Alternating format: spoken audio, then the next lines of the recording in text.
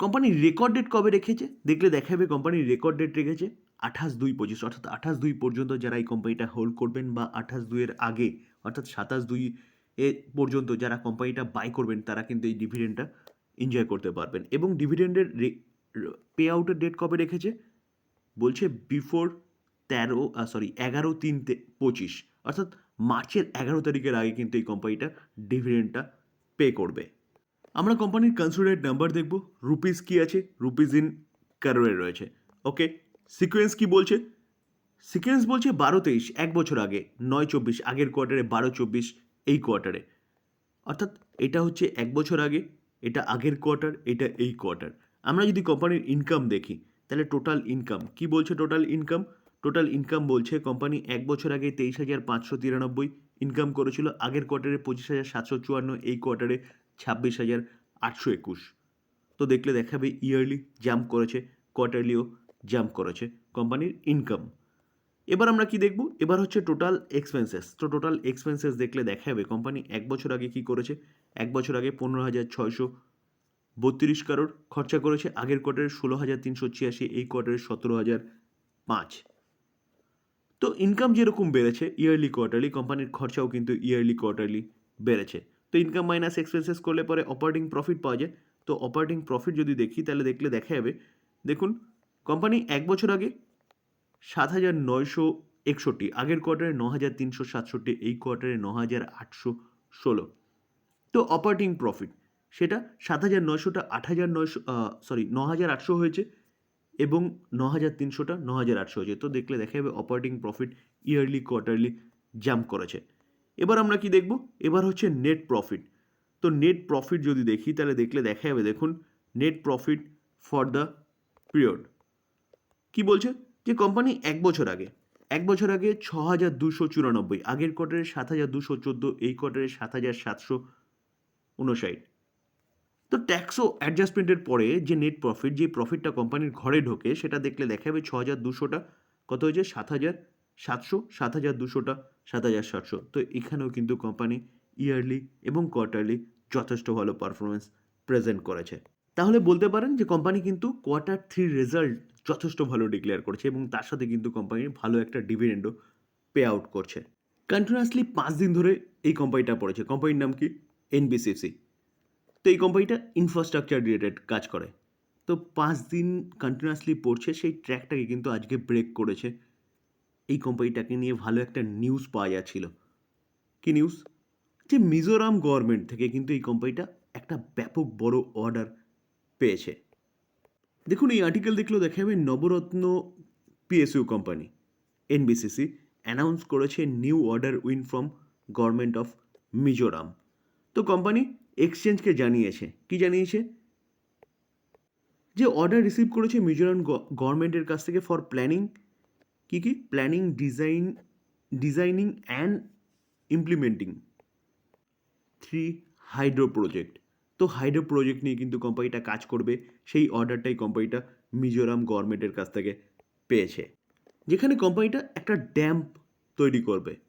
কোন রিভারের ওপর, মাঠ রিভারের ওপরে। তো এই রিভারের ওপর ড্যামটা তৈরি করে কিন্তু হাইড্রো প্রজেক্টটা কমপ্লিট করা হবে। তো এটা কিন্তু একটা ব্যাপক বড় নিউজ, কার জন্য, অবভিয়াসলি এনবিসিসির জন্য, যেখানে স্যার কোম্পানির বিজনেস কিন্তু বাড়তে চলেছে। স্যার টোরেন্ট পাওয়ার সেগমেন্টে একটা ভালো কোম্পানি, যে কোম্পানিটা কিন্তু কন্টিনিউয়াসলি ভালো করছিল, তার জন্য ভালো একটা রিটার্নও জেনারেট করে দিয়েছিল তার শেয়ার হোল্ডারদের। কোম্পানিটা রিনিউয়েবল সেগমেন্ট নিয়েও কাজ করছে। তো এই কোম্পানিটাকে নিয়ে কিন্তু একটা খারাপ নিউজ পাওয়া যাচ্ছে। কোথা থেকে আসছে চলুন সেটা একটু দেখে নিই। আসছে দিগ্গজ ব্রোকিং হাউস মর্গান স্ট্যানলি থেকে।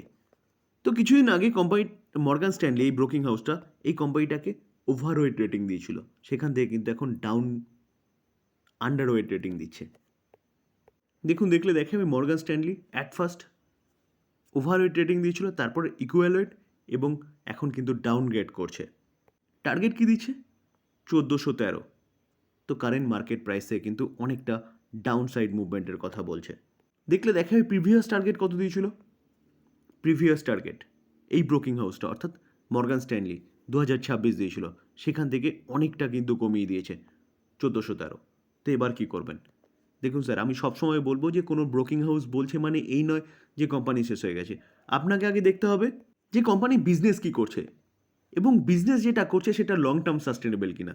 যদি লং টার্ম সাস্টেনেবল হয় তাহলে আপনি আরামসে এই কোম্পানি নিয়ে চিন্তাভাবনা করতে পারেন। ব্রোকিং হাউসরা ১ বছরের টার্গেট দেয়।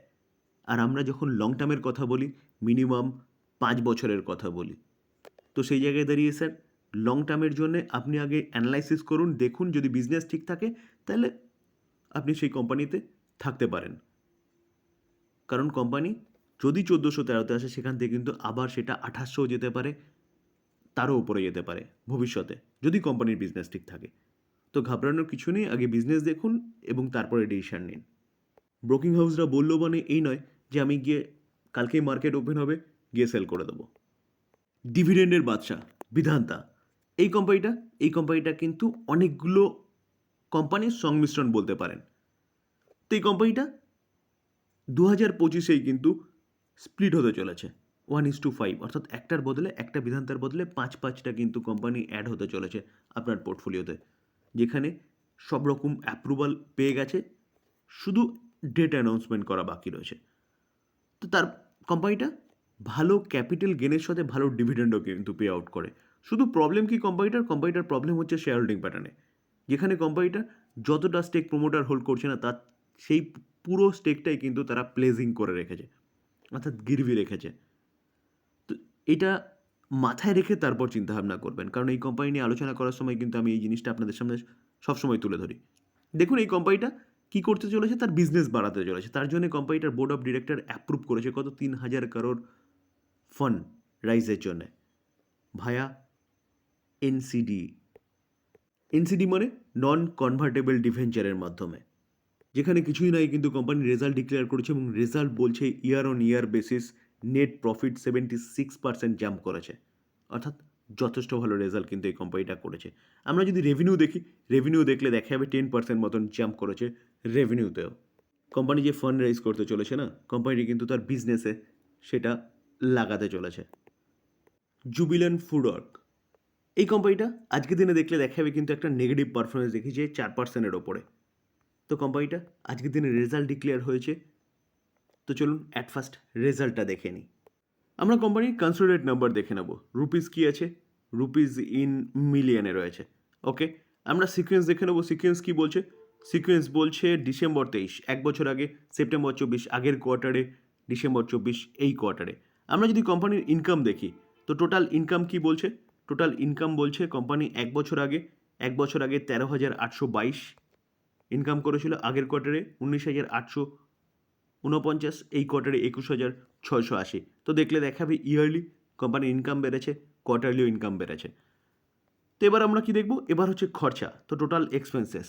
তো এক্সপেন্সেস দেখলে দেখা যাবে কোম্পানি 1 বছর আগে কী করেছে 13,119 মিলিয়ন খরচা করেছে, আগের কোয়ার্টারে 18,956 মিলিয়ন, এই কোয়ার্টারে 20,899 মিলিয়ন। তো কোম্পানি ইনকাম যেরকম বেড়েছে সেভাবে কিন্তু কোম্পানির খরচাও ইয়ারলি কোয়ার্টারলি বেড়েছে। তো খরচা, এবার আমরা কি দেখব, প্রফিট, অপারেটিং প্রফিট। তো দেখলে দেখা যাবে কোম্পানি 1 বছর আগে 703 মিলিয়ন, আগের কোয়ার্টারে 892 মিলিয়ন, এই কোয়ার্টারে 780 মিলিয়ন। তো কোম্পানি খরচা কন্ট্রোল করতে পারেনি বলেই কিন্তু কোম্পানির যে অপারেটিং প্রফিট সেটা ইয়ারলি জাম্প করলেও কোয়ার্টারলি কিন্তু অনেকটাই পড়েছে, যেখানে কোম্পানির রেভিনিউ কিন্তু যথেষ্ট ভালো জাম্প করেছিল। দেখলে দেখতে পারবো 19,849টা 21,681 হয়েছিল। তো এতটা ভালো জাম্প করার পরেও কোম্পানি কিন্তু অপারেটিং প্রফিটটা ভালো প্রেজেন্ট করতে পারেনি। কেন? কারণ খরচা। এবার আমরা ট্যাক্স ও অ্যাডজাস্টমেন্টের পরে মেন প্রফিট দেখবো, অর্থাৎ প্রফিট ফর দ্য পিরিয়ড, যেটা কোম্পানির ঘরে ঢোকে। দেখলে দেখা যাবে দেখুন কোম্পানি 1 বছর আগে 657, আগের কোয়ার্টারে 665, এই কোয়ার্টারে 432। তো এই জায়গায় দাঁড়িয়ে দেখলে দেখা যাবে ইয়ারলি এবং কোয়ার্টারলি কোম্পানির প্রফিট দুটোর ক্ষেত্রে কিন্তু ব্যাপক পরিমাণে ডাউন হয়েছে। ডাউন হওয়ার পিছনে কারণ হচ্ছে কারেন্ট ট্যাক্স এক্সপেন্সেস। দেখলে দেখা যাবে দেখুন এখানে কোম্পানি 1 বছর আগে 262 মিলিয়ন দিয়েছিল, আগের কোয়ার্টারে 183, এই কোয়ার্টারে 400 মিলিয়ন। তো এবার ট্যাক্সটা অনেক বেশি দেওয়ার জন্য কিন্তু কোম্পানির প্রফিটে সেটা এফেক্ট পড়েছে এবং প্রফিট ইয়ারলি কোয়ার্টারলি কমেছে। তো কোম্পানির রেজাল্ট কিন্তু অতটা ভালো হয়নি। তো তবে ডিসক্লেমার দিয়ে রাখি স্যার, কোনো বাই রেকমেন্ডেশন নয়। কোম্পানিগুলো সম্বন্ধে নিউজ পাওয়া যাচ্ছে, সেগুলো আপনাদের সামনে তুলে ধরার চেষ্টা করছি, টোটালটাই লার্নিং পারপাস। বাই করবেন, নিজে ফার্দার অ্যানালাইসিস করবেন, তারপরে বাই করবেন, বা আপনি আপনার ফাইন্যান্সিয়াল অ্যাডভাইজারের সাথে কথা বলে নিয়ে তারপর বাই করবেন। থ্যাংক ইউ, ভালো থাকবেন।